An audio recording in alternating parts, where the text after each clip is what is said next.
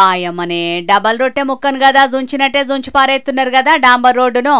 ఇదేం రోడ్డు ఇదేం వేసుడు, గింత అన్యాయం ఉంటాదుల్లా ఎక్కడన్నా. మొదగాలు కంకరేసి దాన్ని మంచిగా రోడ్డు రోలర్ తోటి దొక్కిచ్చినాక డాంబర్ రోడ్డు పోయాలి గాని మట్టి మీదనే రోడ్డేసేటాళ్లకు తెప్పలకు తెప్పలు ఉత్తగానే అత్తున్నది.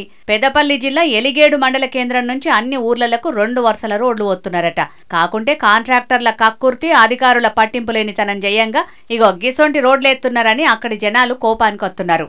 సుమారు 2 కోట్ల అంచనా వ్యయంతో నిర్మించబడిన ఈ లాలపల్లె నుంచి ఎలిగేడికి వెళ్లే బీటీ రోడ్డు నాణ్యత లోపం అనిపించింది.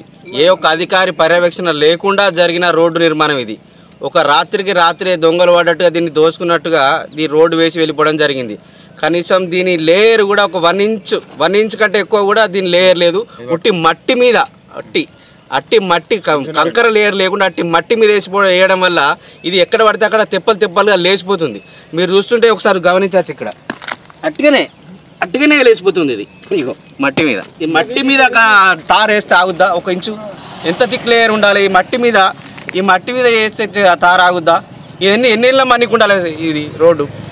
ఇన్ని కోట్ల ప్రజల ధనాన్ని దుర్వినియోగం చేస్తున్నారు. నాశరకంగా రోడ్లేసుట్ల 2 కోట్ల రూపాయలు మొత్తం ఆగమైనట్టే. పనులు ఎంత నాణ్యతతోటి చేస్తున్నాయో చూసుకోవాల్సిన అధికారులు ఏ గుడ్డి గుర్రం పనులు దోముతున్నట్టు ఏండ్లకేండ్లు మన్నికి ఉండాల్సిన రోడ్లు చేతులతోటి గుంజితేనే తెప్పలు ఊసొత్తాంది. దీనికి అధికారులే బాధ్యత తీసుకోవాలి. నిర్లక్ష్యంగా పనులు చేసిన కాంట్రాక్టర్ మీద చర్యలు తీసుకొని నిబంధనల ప్రకారం కంకర పోసి మందంగా రోడ్డెయ్యాలని అక్కడి ప్రజలు డిమాండ్ చేస్తున్నారు. మరిగా రోడ్లు భవనాల శాఖ మంత్రి కోమటిరెడ్డి సారు మీ అధికారుల పనితనం ఎట్లున్నదో చూస్తున్నారా?